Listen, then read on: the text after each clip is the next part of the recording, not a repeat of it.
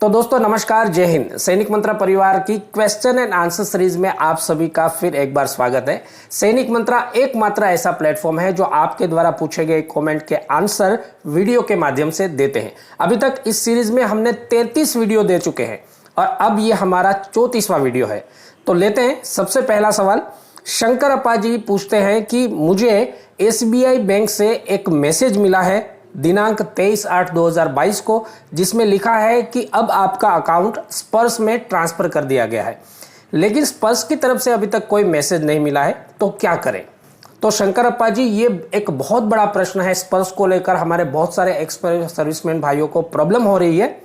Actually problem ये है कि या तो आपका ईमेल रिकॉर्ड में अपडेट नहीं है या फिर आपका जो लेटेस्ट फ़ोन नंबर है वो रिकॉर्ड में अपडेट नहीं है। कई सारे एक्स सर्विसमैन भाइयों के नंबर चेंज हो जाते हैं।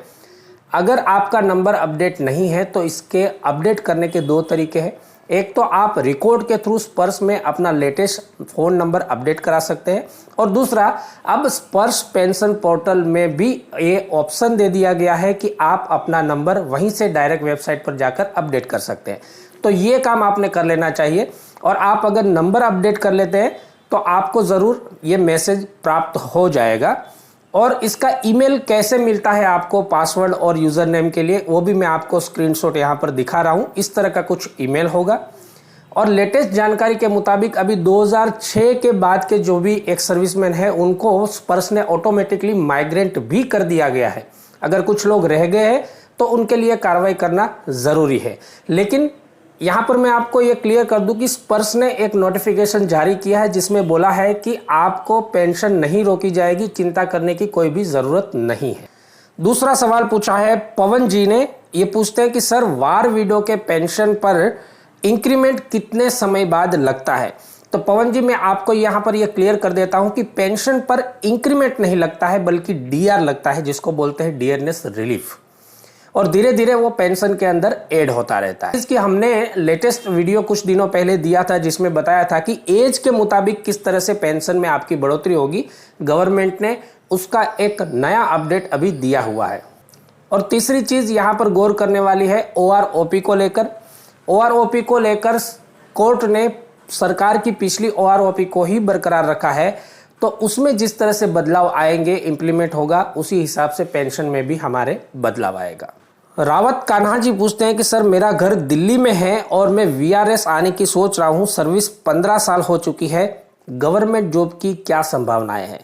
तो रावत कान्हा जी, मैं आपको यहां पर क्लियर कर दूं कि आप पेंशन की तैयारी में हैं और आप दिल्ली में रहते हैं, तो बाकी राज्यों के मुताबिक दिल्ली सरकार एक सर्विसमैन भाइयों पर, फौजी पर ज़्यादा ध्यान देती है। ये बात सही है।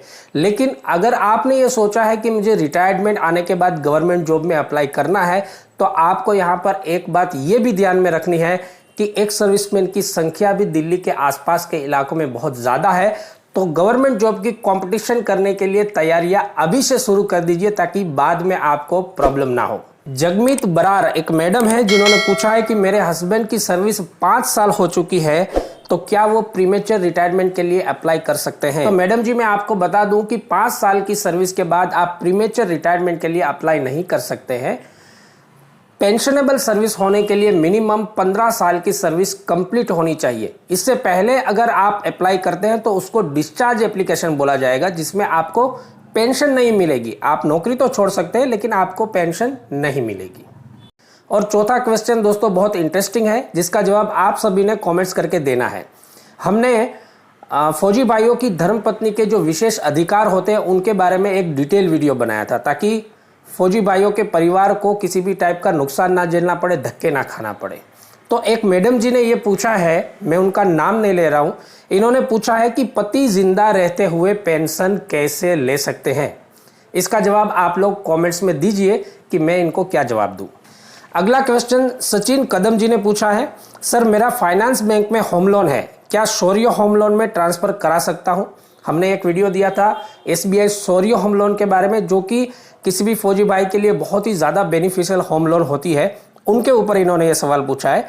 तो मैं आपको बता दूं, जी हाँ, आप किसी भी बैंक में अगर होम लोन रखते हो, आपके पास होम लोन है अभी लेटेस्ट में, तो आप उसको SBI सौर्य होम लोन में ट्रांसफ़र भी करा सकते हैं। इसके लिए आपको अपनी लेटेस्ट बैंक से NOC लेना होगा और बाकी के डॉक्यूमेंट्स SBI कार्रवाई करेगी, उसके मुताबिक ही आपकी कार्रवाई होगी, लेकिन ट्रांसफ़र आप बिल्कुल करा सकते हैं। जसविंदर सिंह जी ने पूछा है कि सर ये बताइए कि प्रीमेच्योर रिटायरमेंट कब खुलेगा। यहाँ ये एक बहुत ज्वलंत मुद्दा है किसी भी फौजी भाई के लिए जो कि सर्विस पूरी करके पेंशन आने की तैयारी कर रहे हैं। तो मैं आपको यहाँ पर बता दूं, जो लास्ट अपडेट है उसके मुताबिक प्रीमेच्योर रिटायरमेंट का कोटा अभी 0.5% कर दिया गया है।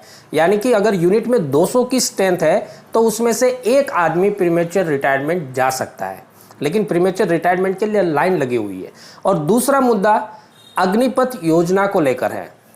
पिछले 2 सालों से सही से आर्मी में भर्ती नहीं हुई है, फौज में भर्ती नहीं हुई है। अब सरकार ने अग्निपथ योजना को मंजूरी दी है, तो अग्निपथ के अनुसार भर्तियां होने लगेगी और स्ट्रेंथ फौज में आने लगेगी। उसके बाद इस कोटे में कुछ अप डाउन हो सकता है, ऐसी संभावना बनती है, क्योंकि ऑलरेडी अभी फौज में 1 लाख से ज़्यादा कर्मचारियों की कमी है और अग्निपथ योजना के अगेंस्ट में विरोध में 2-3 केस कोर्ट में दायर हो चुके हैं। अभी लेटेस्ट जो 2-4 दिन पहले नेपाल में भर्ती हुई थी अग्निपथ योजना की, वो भर्ती कैंसिल कर दी गई है। नेपाल सरकार ने भी उसको नहीं स्वीकारा है। तो आगे क्या होगा उसके ऊपर डिपेंड करता है कि प्रीमेच्योर रिटायरमेंट किस तरह से और कब खुलेगा। यशवंत त्यागी जी पूछते हैं कि आर्मी में रहते हुए स्टॉक मार्केट में इन्वेस्ट करना मना है क्या।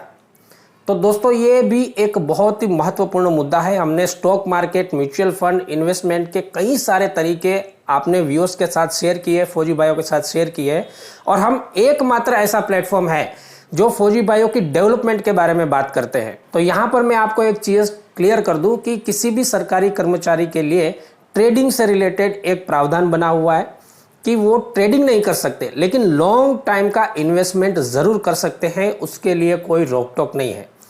इस प्रावधान पर सरकार का इंटेंशन ये है कि कोई कर्मचारी अगर सरकार का कर्मचारी है तो उनको उस टाइम पे सरकार का काम करना चाहिए। ये नहीं होना चाहिए कि वो सरकारी तनख्वाह लेते हुए उस टाइम के अंदर दूसरा कोई धंधा कर रहा है, बिजनेस कर रहा है और उसमें अपना इंटेंशन पे कर रहा है, तो ये गलत बात हो जाती है। इसके ऊपर हम डिटेल में एक वीडियो लेकर आएंगे जिसमें आपको क्लियर कट रास्ता भी पता चलेगा कि आपको स्टॉक मार्केट में ट्रेडिंग करना चाहिए तो कैसे करना चाहिए और इन्वेस्टमेंट करना चाहिए तो कैसे करना चाहिए।